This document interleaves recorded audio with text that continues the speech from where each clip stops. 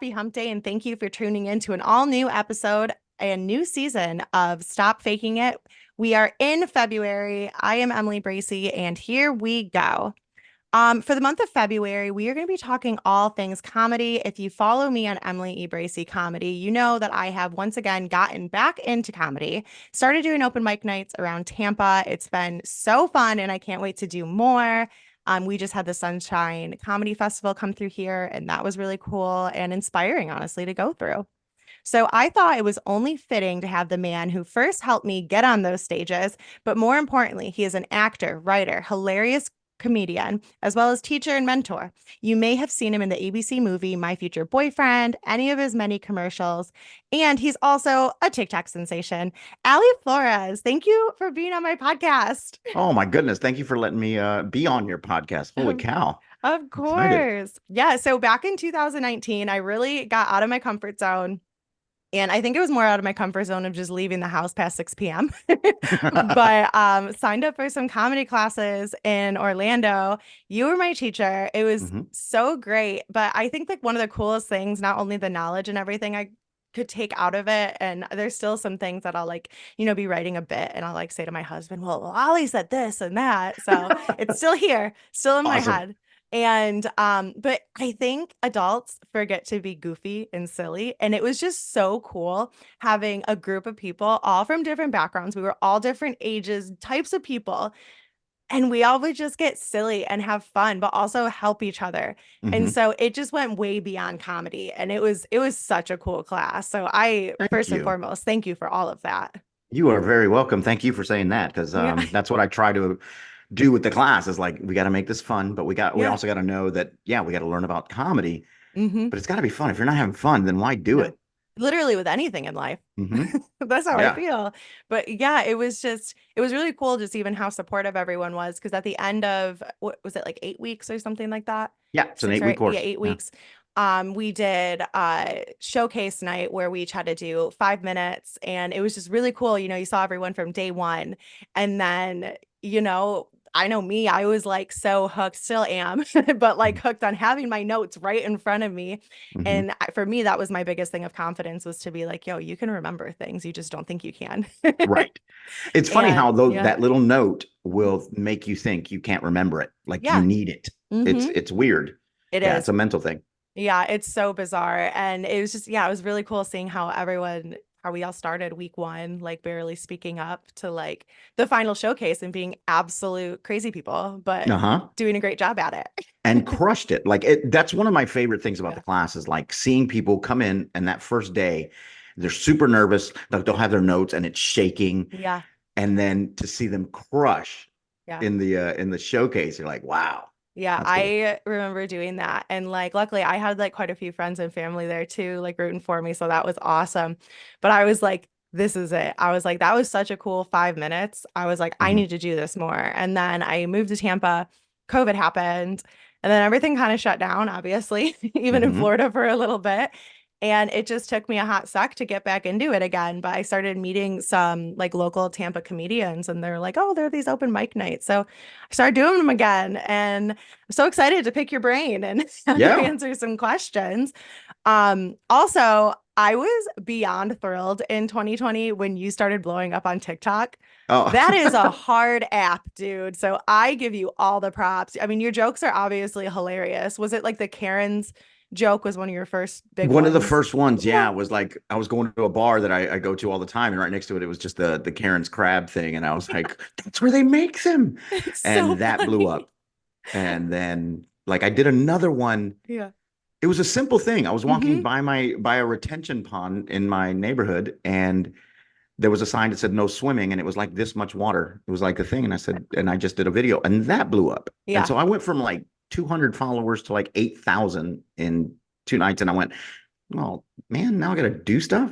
I Right, don't want to do right. And that. now people are expecting me to keep telling Yeah. jokes. So then I started telling jokes and, Yeah. not, I don't do a lot of, I do some of my original stuff, but most Mhm. of like the jokes, I grew up telling jokes, Yeah. like the jokes that everyone knows. No one knows who wrote them. They're just stock, Yeah. stock jokes. And I would do them and those took off.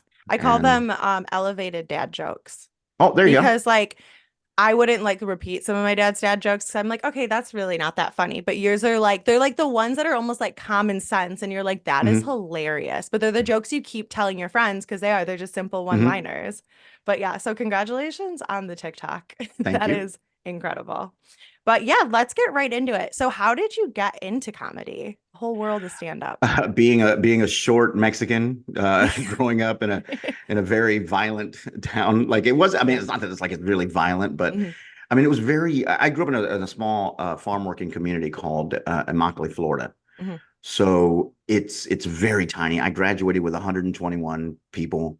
Wow. Yeah, that was it. Um, and I have and like the reason is, 121 people in my family. I feel. yeah, right. It's tiny. But it's predominantly Mexican, Mhm. and Mexican and black. There's four white people because somebody has to pay taxes. Yes, yes. But it was a lot of fighting, and things like that. So I realized that if I'm funny, other people fight for me. Yeah, Like I had somebody jump in. It's like, whoa, you don't mess with Ali. And I was like, yeah, that's okay, awesome. let's see how this goes.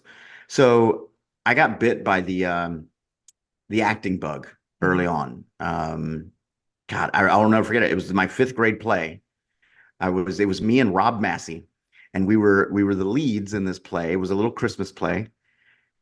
And I did a fake sneeze because we were covered in soot, supposed to be, Yeah. and my hat fell off and it got a laugh. And so I said, well, we're going to do that again. So I put my hat back on. I started doing that. Rob started doing it. And we got in trouble. But it Mhm. became, I was addicted to the laughter. And I started, doing plays. And I was a very large fish in a very small pond Yeah. at that point. So I'm doing all the plays, I'm doing everything. And I went up to junior college to play baseball, but also to go to theater and start doing that. But yeah, that's where it started. That's awesome. Yeah, no, I feel like too when you get that like when you're young, you're like, no, this is sticking with me. Like I need Yeah. to keep getting these reactions. Yeah. And it's crazy because I Yeah. tell this to my kid. I'm like, look, I knew at a very young age, like Mhm. seventh grade, I knew this is what I'm going to do for the rest of my life. Like Yeah. I remember saying it, I going, love that. I will do this Yeah. forever. I will act or be somewhere around Entertainment. entertainment. Yeah. This is what I'm going to do. And thankfully, this is what I've done. That's Um, awesome. yeah, I'm about to be 50 in July, and I've Yeah. made my living performing, acting, Doing what you comedy, love. sketch, improv, all of Yeah. it. It's a hustle, it's a grind, Yeah, it is. but I love doing it. Yeah. It's great. That's awesome. Yeah, I mean, I feel like you don't hear a lot of stories like that, especially from like your generation or even like older than that, like my parents' generation. You hear a lot of people be like, "Boy, if I could have." Hmm. Like that's something they had an idea of when they were younger. And um luckily like I have really supportive parents. And when I was little, it was fashion design and comedy. Very weird Hmm. mix, but I've been doing them both. And That's brilliant. it's yeah, and it's really cool because I like told stories in the past where I've had teachers in the Hmm. past say like, no, you can't go into fashion design, or no, being a comedian's not a real job. And I'm like, really, Ellen? Look at me That right now. there, the Yeah. real job. Oh, Mm-hmm. I used to hate it. See, Mm-hmm. I am so envious of your generation and beyond, Yeah. because our generation got, you go out and get a real job. You got to Mm-hmm. support your family. You got to Yes. do this, and you get actual jobs. You have to go to college because you can't get a Mm-hmm. good job without college. Oh my gosh, yeah. Um, I know. And so when I got into acting and stuff, and this is not a slight on my mom. I get Mm-hmm. where she was coming Yeah. from. She didn't mean it. She's been the most supportive person I've ever had, but Yeah. this fueled me. I was a senior and I was auditioning for a scholarship, and I did a Shakespeare play and or a monologue from As You Like It. And unfortunately, in Southwest Florida, a lot of racism down there. Mm-hmm. Naples, Fort Myers, they all have. It's predominant that area is predominantly white, It's old. I just went through there a old. few weeks ago. I said, does everyone have a coffin picked out? Like, where Hmm. are we? Oh yeah, they always said Naples and Fort Myers. That's home of the newlyweds and the nearly deads. That's really funny. Yeah. So I remember doing the audition, and the two judges were like, sorry, it's just not really the Shakespearean style. So we're not gonna, and my thank goodness for my director, Yeah. who was a Yale School of Drama graduate, who babysat Christopher Reeve. Like she Oh went to my school with his gosh. parents. Like I'm like, oh my goodness. She was amazing. And she walked in there and walked back in there and said, the only reason you're not giving this young man a scholarship is because he's brown. Yeah. Have a nice day. And Yeah. so I get home, I'm upset, and my mom says, well, maybe you're not as good as you think you are. Yeah. And Do you think it oh, was that protection? I think it was Yeah. okay, maybe it's more of a not now you can get that out of your system. Now Yes. Okay. Yeah. go get a real job. Always have a backup. Hmm. But that fueled me. I'm like, oh no, I'm going to prove to you and to Yeah. everybody else I am as good as I think I am. And so I just kept on and on and on and on. And Yeah. now she's super supportive, Aw. Yeah. great, and never seen my stand up because I'm dirty. Yeah. And Yeah. so, and nor do I want her to see my stand up. Yeah. But Just yeah, just know I'm doing okay, mom. yeah, I'm doing good. I'm doing all right. Oh my God, that's awesome. Yeah. So what is something that would go on like behind the scenes in a comedian's or actor's life that like people would be shocked to hear? Anything from like, I don't know, different lifestyles, meeting different people, maybe even to like mental health, job stability. Up until recently, a lot of the Mhm. mental health stuff you didn't talk about, Yeah. but it was going on behind the scenes. Like there Hmm. was a lot of issues going on. Like with comedians, holy cow, Yeah. this is our therapy. We get up Yeah. on stage and we get rid of some things that some demons that are been troubling us and doing everything. So we get up and do that. But like on set, I've known a lot of people, especially when I was doing theater, Hmm. where breakups would happen, but they still have to be in love Oh yeah. on stage. Hmm. So it would be just horrible to be in those situations. Yeah. Yeah, a lot of relationship issues, and not just like romantic, but like friends. Something happens between friends, and now they got to pretend to be best friends on stage or on set, and Oh. it's just Probably in yeah, things with like children too, just yeah. like if something happened to your kid and then you had to like act something out that like triggered something that are yeah, It, those say I'm saying it now, that is something you would never think about unless you're obviously the actor doing it. yeah, and it's I use like I've gone through a lot of stuff. I've Mhm. had a lot of things kind of abnormal in most people's lives Yeah. that have happened to me, but I use those in my acting. So if I'm on set or if I'm in a show and some of those traumatic moments are present in the theater or the movie, I just use it. I'm Yeah. like, all right, let's go back to where that actually happened to me. Let's do this, and I Hmm. get back into that and just use the lines that they've provided for me with my context behind it. Got you.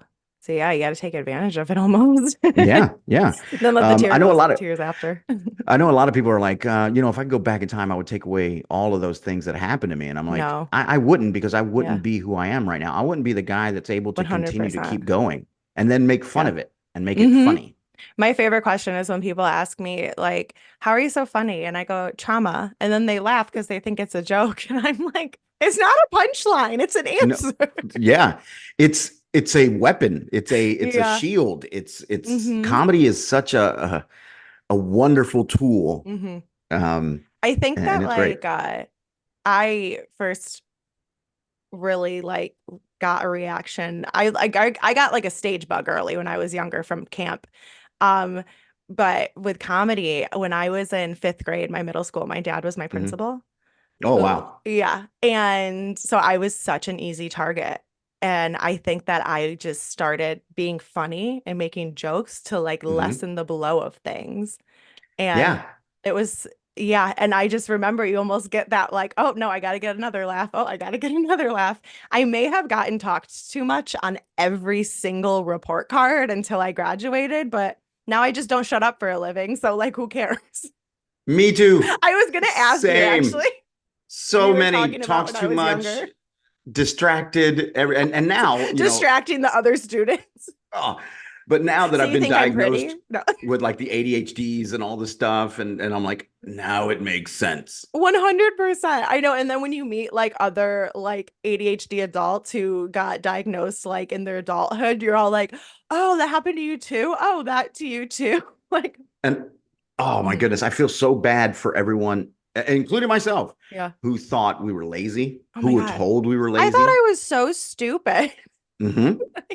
I It's just like, needed no, to learn a different way. That's all it was. that's all. That's Like if it. I could do something tactile and like make it into something more visual, I could learn it just as like I was just telling my husband a couple of days ago that I took a college writing course in high school, and one of the Mhm. last things you had to do was like which I don't like. I'm like, how does this even help me? Maybe it does actually, but you had to memorize like a poem from this book of poems that the teacher had, and like long ones. Mhm. And I picked the one because I used to dabble in the theater. I Mhm. picked the one that was the song I used to sing in vocal lessons. So, but I spoke it the day we had to do them. Uh-huh. And she was like, I can't believe you did that. So the next day we got our grades back and I got an A. And one of my friends goes, well, she's been singing that song for 10 years. And the teacher looks at me. She goes, you have? I go, no, no, no. I did the assignment correctly. I just did it my way. Hmm. Yeah. So everyone has different ways of learning. You're It's not so funny stupid. You're that just funny. it's so funny that you bring up like using a song Yeah. for like an assignment. Hmm. So I remember freshman year English class, we had to do journals, Hmm. and I never did them. I hate journaling. Yeah. It's the worst. Um, I hate writing. Like I hate taking Yeah. time to write. It's too tedious. I just want to get it out. So I Hmm. get it out Talk to vocally, text. Yeah, exactly. So the last day as they're due, I'm just writing journals, just writing stuff. And I used a song, I used lyrics Yeah. from Skid Row's 18 in Life. I was like, this is a story about Ricky. Ricky was a young man. He had a heart of gold. Right? So it's all this stuff. And then all I got in response was the teacher going, yours? Question mark. It worked though. It was beautiful. Yeah. Oh my gosh. So what made you want to be a teacher, a comedic teacher? I didn't. Great. Yeah. I don't know what the Yeah. hell I'm doing. I don't know. Yeah. Um, It didn't uh, show. It didn't show at all. SAK approached me Mhm. about teaching, and SAK is primarily an improv Yeah. school. Yeah, that's what I've always known them for. Hmm.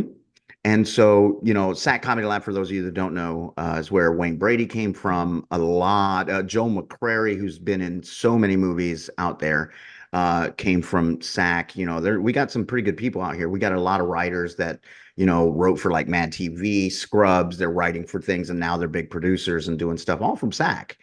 And so it's all improv. Well, one of the founders went over to Boston Improv and checked that out. And they had a stand-up comedy show. And they're like, oh no, they love it. Oh. We have a class. So they reached out to me and it's like, hey, would you like to teach stand-up? And I Mhm. said, no. And they said, Absolutely not. why That not? And I sounds said, no, awful. I don't know how to teach it. I know how to do it. I don't know You're how like, to I teach was it. born funny. Yeah. And they're like, well, we're going to pay you this. And I go, all right, yeah, yeah, we'll do I'll it. totally do it.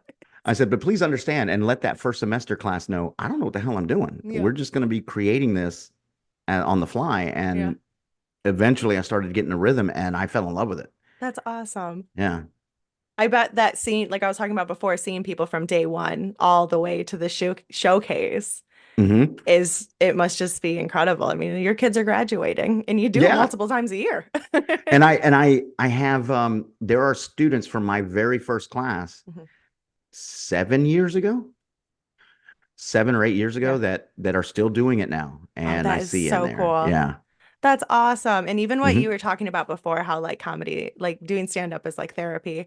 I think I remember like I was going through a lot back then and it was so nice just to disconnect and focus on that and also just hear other people's stories and other Hmm. people's lives and everyone was going through something in their own way, but the joke now is that I've talked about on the podcast before. I go to weekly like depression support groups and like anxiety Hmm. support groups online.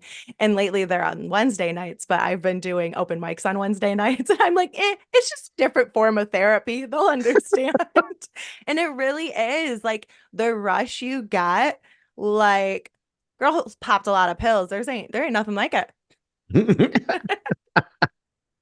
That's what I Um, always said too in like the class. I'm like, listen, there's a reason why rock stars and actors do drugs. yeah. They're either trying to recreate that feeling that Hmm. you get from performing, Hmm. or they're trying to come down from Yeah. that feeling from performing. Because when you have a great set, you're making people laugh, Yeah. especially if you throw in new jokes Oh and they're yeah. like, oh, and those hit. I'll be awake until 4 or 5 o'clock in the morning and still like just buzzing. Like I'm like, oh, I need Yeah. to write. Let's write some more. I love that. I love this. I'll listen back to the set and I keep doing it. And I'm like, what time is it? Oh God, I got to wake up now. Yeah. Um, you I know, remember after the comedy showcase I did in your class that like me and my family got to dinner after and I was just talking like 100 miles of words per minute. And they're like, yeah, Emily, you're come buzzing. back Like to earth. it's just But I, electric. yeah, and to me, I was like, yo, this is something that I saw myself doing when I was a little kid. Like, I would watch all that and stuff, and I'm like, I just want to make people laugh. Like, I want to be one of those kids. And then, like, to do it as an adult, it makes your Hmm. younger self, like, really proud. Like, you probably feel that too with, like, how you started and stuff. You're like, yo, Lil Ali is ecstatic. Yes. Yes. I'm That still is, little though. I'm only 5'6", so yeah. I'm still ecstatic. I think I'm still growing. I don't know. I think I'm taller. It won't stop. And my husband's like, please stop. Um, So, if I were to ask you to think about your favorite experiences, focusing more on comedy, Hmm. what's one of the first things to come to mind? And why is it one of your favorite experiences? Like, did you learn something? Was it just a moment? Was it an extra funny laugh? Okay. Oh, I've had many extra funny laughs. They're my Yeah. favorites. Um, there's a comedian actually right now, just speaking of laughs. This isn't Hmm. my favorite moment, but I do love his laugh. Hmm. His name is Joshua Silvers. So I do an improv show as well. Hmm. And he and his mom come out. They've been huge fans. And his laugh, it's so high pitched. And I have a high pitched, loud laugh. My ex Yeah. wife used to call it a donkey laugh, me and my No, best I love friend, it. You have and the it would be perfect loud. laugh also to support comedians. That is one thing I like remember during the showcase. And like my husband talks to me about like mine when I do stand up, I'm always the Mhm. one laughing so loud. And I was like, no, they need it. They need it. They're funny. Yeah. And I just love comedy though. Like Yes. I can listen to a comedian over and over It's and just so still funny. laugh. That's I'm like, awesome. the joke is just great. But one of my favorite, I think my favorite moment on stage, Yeah. um, one of my favorites was there were a couple comedians that went before me, and the audience was really tight. And it was just, it was like, we're going to be working. I'm going to be working up there. And I was headlining the Hmm. show. And I was like, all right, I need to get them quick. So I started doing some really good, some of my best material in the beginning, which Hmm. I don't do normally. I Yeah. keep it spaced out, but I was like, I got to hit him quick. So I Yeah. hit him quick, and I thought I was about to lose him, and I did a little joke, and this lady snorted. And I just, did you just snort? Oh my God, that is the best thing ever. That is comedian crack. Snorting Yeah. and peeing. If you can do both, I love you forever. And that made her go more. I said, oh, it's going to happen. Everybody, look at her crotch. Look at her crotch. I She's was like, gonna look, we're pee. going to She's see it. gonna There's going to be, pee. and then she goes, stop, stop it. She kept snorting. And everyone's dying. From that Yeah. moment on, I had the best set. Like I just, everything I Oh, could that's do, I couldn't do no awesome. wrong. Yeah, it was great. How do you feel about crowd work? I like crowd work. Yeah. I think it's a skill. Hmm. It's a skill. But you have to have enough material to cover when the crowd work doesn't work. Okay. Yeah. Because sometimes you're going to have an audience that's not going to give you anything, Hmm. and you Yeah. need to be able to make it work, or just abandon the crowd work and then go do your material. Yeah. And I think that's what happened with Matt Rife. I think he was really good. He's really good with crowd work. He I is. just don't feel he had the material really to back it Yeah. up. And he got Hmm. famous so quick.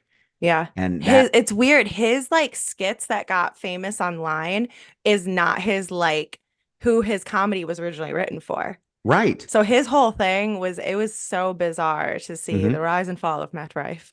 Yeah. I went, I could only get through about 20 minutes of his stand up, Hmm. his special. And I was just like, all right. And then I put my teacher hat on. I was like, okay, Yeah.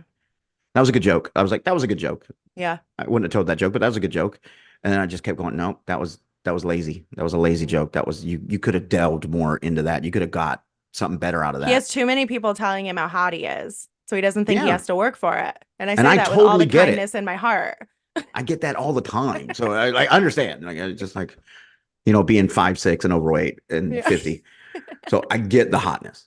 Yeah. So You know, it's funny. I remember, and I say to other of my friends who are comedians and stuff, and they agree. So one of the first things you said to us in class was something along the lines of like, the funniest you're ever gonna be is not on stage. It's when you're just fucking off with your friends. mhm. And it's so True. Especially Yeah. those nights where I'm like smoking a blunt and then I say something so funny and I grab my phone to go type it down and I go, what did I just say?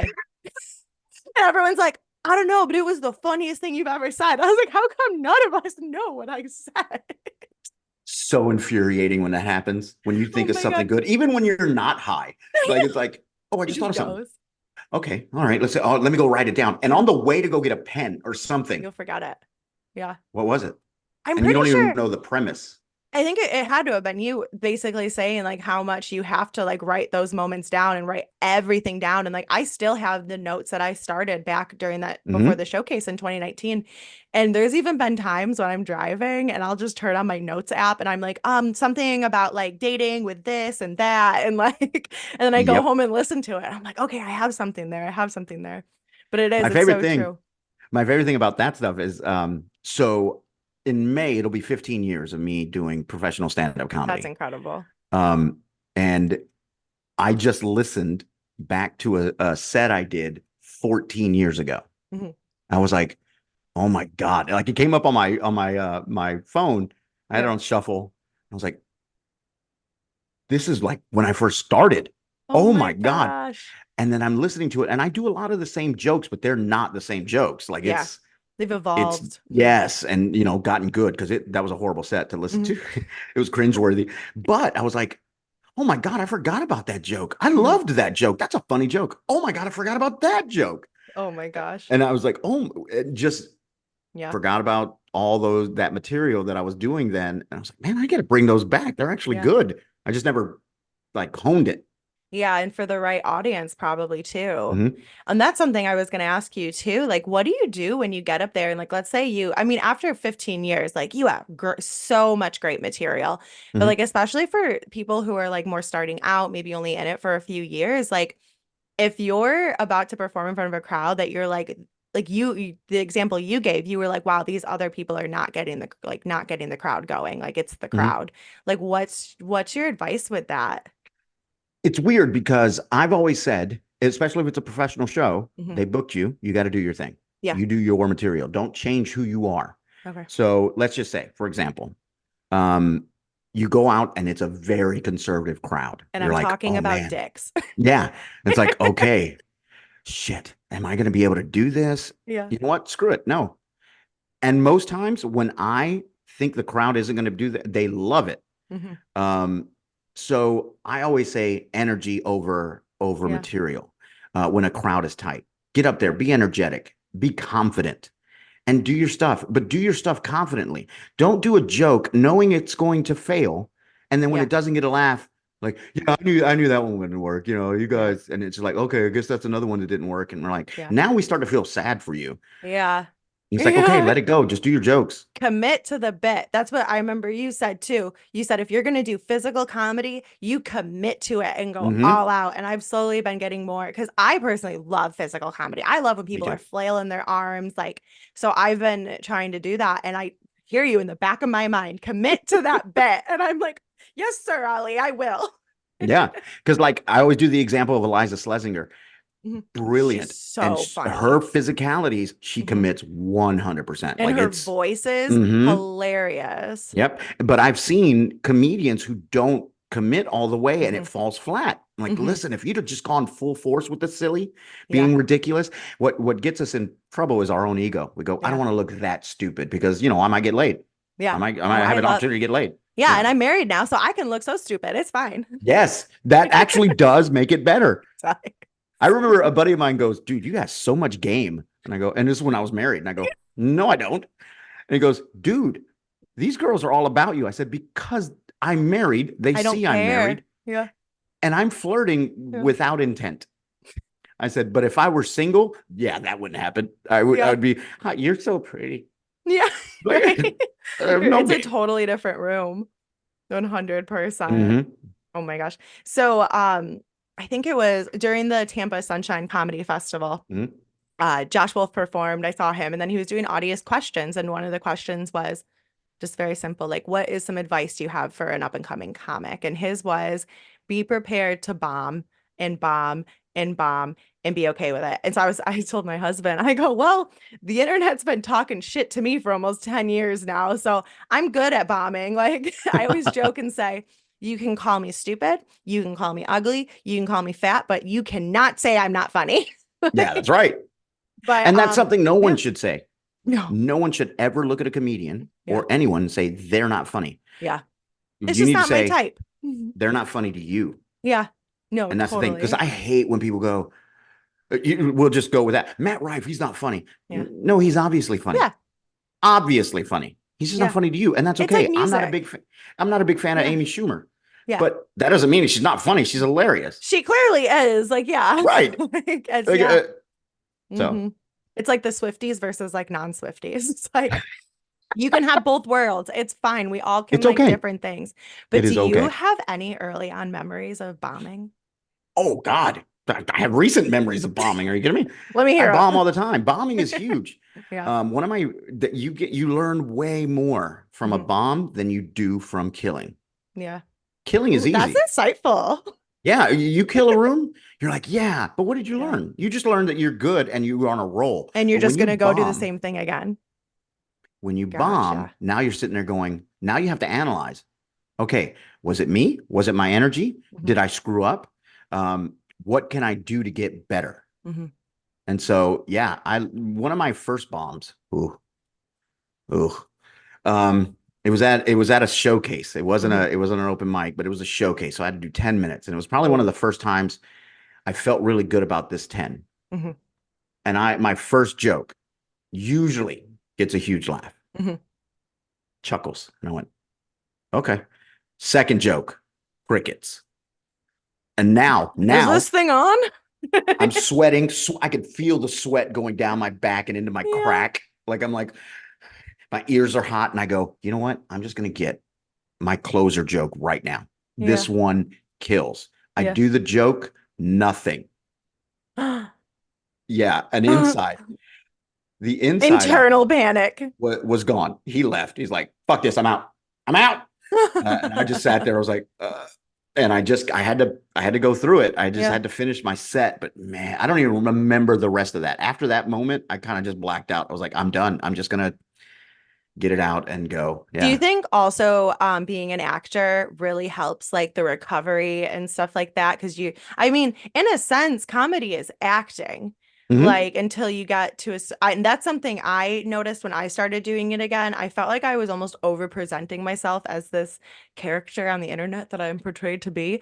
So I've been like stepping back from that because I'm getting more comfortable with myself. The ego's going away. And Hmm. it really is. It's almost like you feel like you're acting, especially what you were saying before, if you're having a bad day, if you're going through something like you still Yeah. have to do it, especially You if got you to get out book a there. gig. Yeah. Um, Acting has helped so much with my yeah. stand up. Acting, improv, any kind of performing things that you do, they just add to your tool belt. Hmm. So, acting for me, I don't know that it helps with recovering from bombing, Yeah. but it does help with my material. Yeah. It helps. Like I'm a big fan of misdirection jokes, and I like getting a room silent, like getting serious, and then hitting Yes. them with a punchline at the end. Hmm. My favorite. They're like, there's nothing more. I just love the look on people's faces. When They're they like, think it's oh, going like a totally different way, and then you just like yeah. hit them with it, and Yeah, it like I just had a makes it joke so about my funny. kid. This is years. My kid was maybe one, and Yeah. I had this big joke, and it was so like I had the audience just silent, and I had this woman like in tears, Hmm. and I heard her go, "He's such a good dad," and and then I hit with the punchline. Oh, she was so mad, so mad. She's like, call CPS immediately. I hate you. I was sitting here saying you were a good father, and then you say that. I go, I'm But I'm still a good also a dad. good comic. Yes, I was like, I'm a good dad. I got to make Yeah. you laugh. Yeah. Oh my gosh. How do you find it like writing material from like people around you in your life? Are there like your ex-wife, like girlfriends, your kid? Is that like where you I, get a lot of your stuff from? my real life. Yeah. My Yeah. real life is where I get my material. I do a lot of observational stuff too. Like if I'm Hmm. driving around, and I see something, I want to make sure I talk about it. Yeah. Um, I don't know if you were in class when I had thought of this joke, but I remember when I thought of the joke was on my way to class. Yeah. And I said, remember how I tell you about writing stuff down? You don't know what's going to help. I said, if anything you observe, you want to write that Hmm. down and think of that joke. I said, I saw a sign as I was coming here in my neighborhood that said, drive like your kids live here. And I went immediately, my brain started going. Yeah. So I said, my joke now is I go into these rich neighborhoods and it says, drive like your kids live here. So I got up on the sidewalk and did 90. Like, screw my kid for living in a better neighborhood than me. I'm not, I'm not paying $650 a month in child support so that little hooker can have Yeah. fancy shit like walls. I was like, Yeah. and that joke has stuck with me. And Yeah. that was driving around, you Yeah. see something. My Okay. my last open mic I did last week actually, and I remember you again with the observation stuff. And we were driving into Ybor, and I swear to God, I was like, oh my God, is this circus in town? And my husband was like, no, those buildings have termites and they're being like tented. And so my first thing I did when I grabbed the mic was like, yo, I thought the circus was in town. And my husband was like, oh my God, you improv. That was so good. And my little cheerleader out there. But real life shit, like just type it down real fast. Yeah. And talk about it. Like, Yeah. talk about those little things because I guarantee you somebody else saw the same sign, saw the same tent, thought the same thing, and Didn't now write they it feel down. seen. They're like, Yeah. that was me. My It's friends great. and I always say five more. If I only had 5 more minutes, like when you hear a really good joke or a Mm-hmm. punchline, you're like, if I only had 5 more minutes. Like, but then you have to like, give so much props for the person who hit it and did Mm-hmm. it. Yeah. Okay, I have a couple more questions for you.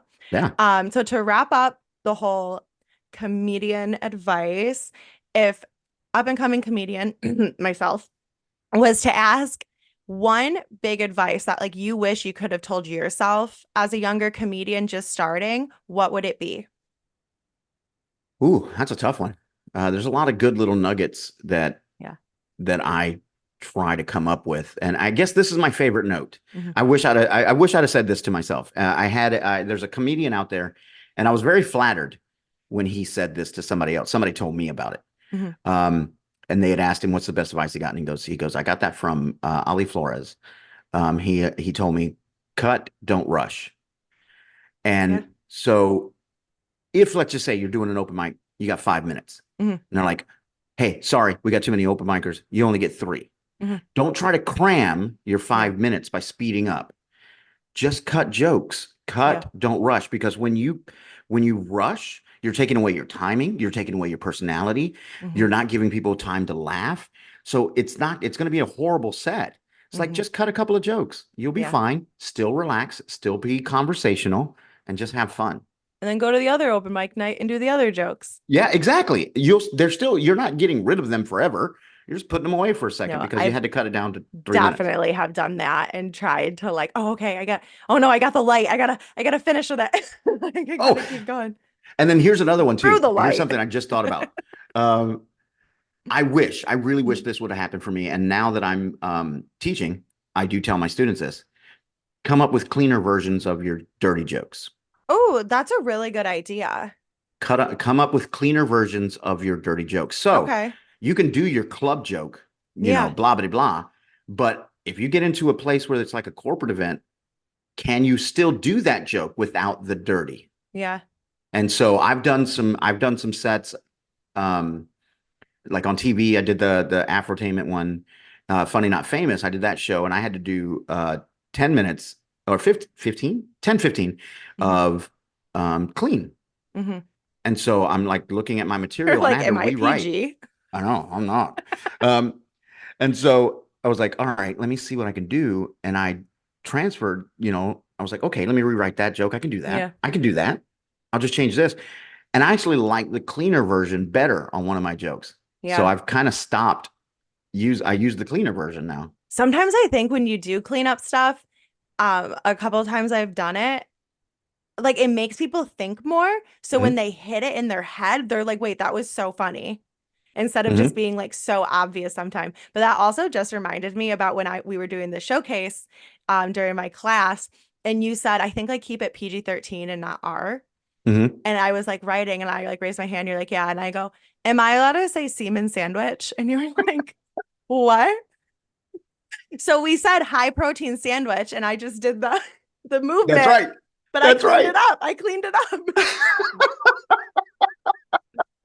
What a memory. Oh my God, that's great. That's All right, great. I have one more question for you, Okay. Ali. What is something that you have stopped faking in your lifetime that has made your life better? Stop faking? Yeah. Ooh. Um, Probably giving a damn. I've stopped Yeah. faking giving, like I used to care what people thought. Yeah. I used to care, especially people in the industry, Hmm. actors, improvists, comedians in general. It used to haunt me. I said, "Oh no, they didn't like my show. No, he didn't like it because he's one of the casting directors, and I need that person's approval, and I need Hmm. this person's approval." And when I finally just went, "No, I just need mine. Yeah. Am I good with my material and who I am? I am." And that freed me up. It freed me up to just be me on stage and to not care if I book something because I'm too dirty. I'm Yeah. like, that's fine. I'm just not your brand of material. I'm working on that right now. Somebody tried to book me for a gig, and I'm like, I can't do it because it's Yeah. PG-13 for an hour. I can do PG-13 for 20 minutes maybe, Yeah. but I can't do Just that. talk But really slow. I know, right? Hi, everyone. I really, really, really, really, really, really, really, really, really like being here. 5 minutes of reallys go by. You're like, okay, we got 55 minutes left. We're doing that senior year thesis project that you have, and you're Yeah. like, you need 400 more words. All the fillers. Really, really, really, really, really like. Did you see Chappelle's new stand-up special? I have not So he yet. tells this cool, I won't like ruin the punchlines or anything, but he tells this like cool story at the end that kind of goes off of what you were saying that you stopped faking about, I'm just doing things for me. I stopped giving a damn. It's just basically that like everyone is the main character in their own stories. Hmm. And I felt that you should, it's such a good special, especially the story at the end. And it's so true. And it's like, no, just because they didn't have a good time, like I had a great time and that's Hmm. great. You know what? They're gonna have their big moment and then they're gonna have a great time. And that Yeah, doesn't take anything away from my experience. So, exactly. yeah, Exactly. that's awesome. Well, thank you so much for chatting with me today. Everyone, please follow Ali on Instagram and TikTok. I will write his handles, make them clickable in the description of the show. Ali, what are your handles though? Ali Flores comedy.